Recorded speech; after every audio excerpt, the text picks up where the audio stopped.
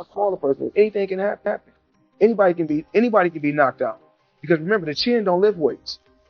That's what I always say. Heavyweights as sparring or bigger people like the middleweights heavy. And the thing is, don't be surprised, okay? This is a photo. This is a photo of one of the bigger guys that he was sparring. Floyd Mayweather was visibly stunned watching Gervonta "Tank" Davis flatten a heavyweight during sparring ahead of the Jake Paul showdown. He commented, "People still don't get it. Boxing isn't about size alone. A bigger fighter can fall in an instant if the smaller one has speed, power, and perfect timing." Floyd emphasized that smaller fighters can absolutely score knockouts against larger opponents, and Tank just proved it once again, taking down a man far above his weight with sheer precision and explosiveness. Anybody can be knocked out. So I don't put nothing past nobody. I could be knocked out. Put me from the blind side. I mean, that's most of the time how fighters get knocked out. It's the hook. You can't see a hook coming because it comes from the blind side. But as far as with boxing, I don't really need to beef with. I really don't need to beef with nobody in a sport of boxing. Even though it could be some people I really don't like.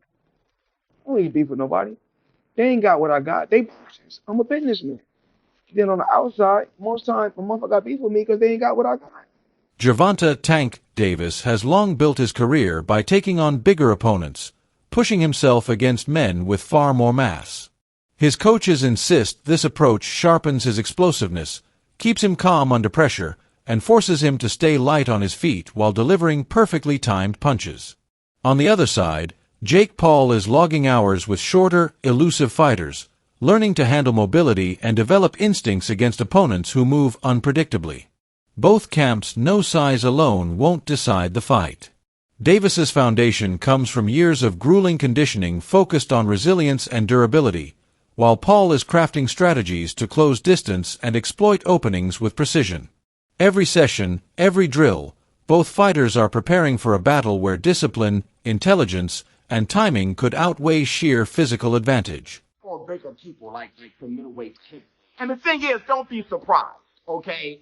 This is a photo. This is a photo of one of the bigger guys that he was sparring. But in the past, you know, like maybe a few years ago, he was fighting a guy in Mayweather's camp. He was a bigger guy. I think he was like a middleweight or something like that. He was whooping his ass. One time he was like on live whooping a bigger guy's ass. I mean, he's just beating bigger guys like middleweights and stuff. He's done that as far as forever. Remember this story? I've brought it up a million times and I've showed this clip a million times, but on Ellie Set Back. This story of this guy saying how Gervonta "Tank" Davis knocked out this heavyweight. Tell me the story. What happened? Tank, what's the one boy's name? No, don't say a name. I don't want to embarrass anyone. Oh, no, you're right. But tell people what happened.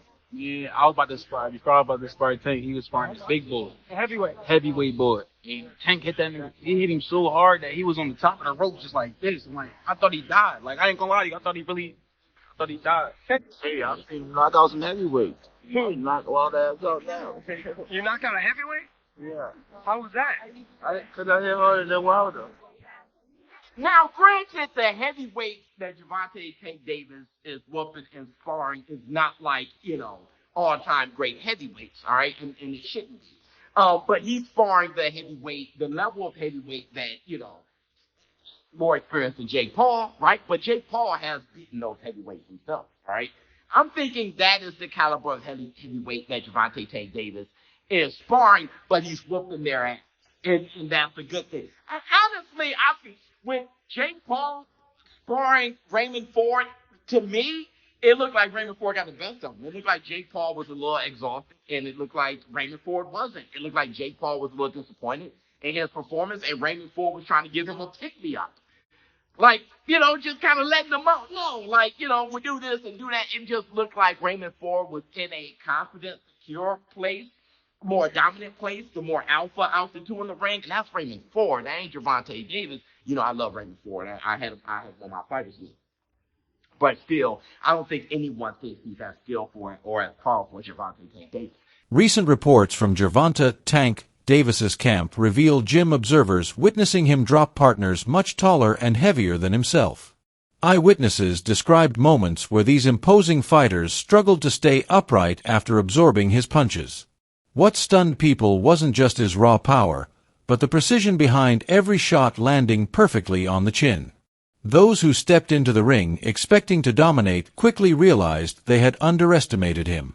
Inside whispers suggest his power shocks far beyond the lightweight division, giving Davis a confidence edge and quietly warning opponents that size alone offers no protection.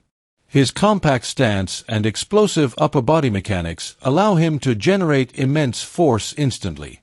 This mix of timing, accuracy, and momentum makes his knockout threat real, keeping everyone, from teammates to future challengers, on high alert. So look at this. Gervonta Davis knocked out heavyweight in brutal sparring session. And it just makes me think. You're willing to go spar with heavyweights, but you're not willing to go fight people that you should be fighting. You know what I mean? You're fighting Lamont Roach. The sparring partners was like, man, I was about to spar Tank. He was sparring this big boy, a heavyweight boy. And Tank hit him so hard, he was on the ropes like this, hanging. I thought he died. I was like, man, I hope you don't do this stuff to me. When Davis asked to confirm whether it was true, the WBA lightweight champion said, stuff be happening. Best not to get in there with me. This guy has all the skills in the world to knock out even heavyweight sparring, and yet he won't fight Core Stevenson. He won't fight Teofimo Lopez. He won't fight anyone that he needs to fight to become great. He's fighting Frank Martin and Lamont Roach. You know what I mean? It's just truly crazy. But hey, his career, he wants to just make money, the easiest money that he can, without fighting the hardest competition. So be it. A well-known boxing analyst recently pointed out that evaluating Gervonta "Tank" Davis solely on his latest fight misses the bigger picture of his career filled with decisive finishes. Even on nights when things didn't go perfectly, he endured every round, staying composed and calculating each move. That calm, problem-solving mindset is a hallmark of seasoned fighters. Jake Paul has shown bravery in the ring, but he hasn't faced the same high-pressure scenarios where one mistake could end everything. For Davis, challenging nights transform into lessons, sharpening instincts and strategy. For Paul, unfamiliar situations still carry unpredictable outcomes. Fans who rush to predict upsets often overlook how many elite opponents Davis has dismantled using patience, timing, and tactical intelligence.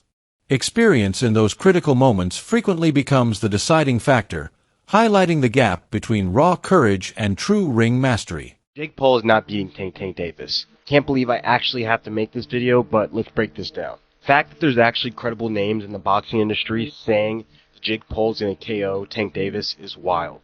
I know Tank Davis's last performance against Lamont Roach was not that good. And in recent years, he devalued his stock as a fighter by cherry-picking, being extremely inactive, and just straight-up fighting lazy sometimes. But let's not forget the offensive powerhouse that Tank Davis is. When he's on, he's one of the best knockout punchers in the sport today. He usually fights very economical the first few rounds, whether that's by strategy or that's just a habit he's had ever since he started boxing. But he does. He starts out very slow in the first few rounds.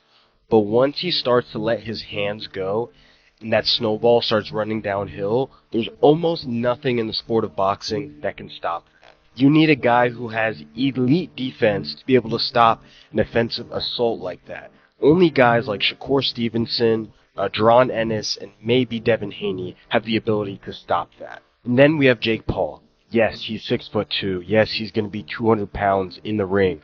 But as you can see with his fight with Tommy Fury, he has poor defense. Whenever he faces another boxer who actually knows what they're doing, once they let their hands go, Jake doesn't know what to do. He's not comfortable defending, whether that's moving his feet or moving his head or just having a tight high guard. He doesn't do it. He gets fatigued and starts dropping his hands, and that would be fine if he had good movement to make up for it, but he doesn't. He has some pretty decent offense, but he mainly throws punches and combinations for the first 4 or 5 rounds and then gets fatigued. He's not a true one-punch knockout artist, and he's not a very good strategic fighter either when it comes to winning decisions. So what's going to happen is Jake Paul's going to throw combinations for the first 4 or 5 rounds, and then right when he gets tired, Tank's going to come on strong and start unloading with the hardest punches that Jake Paul has ever been hit with.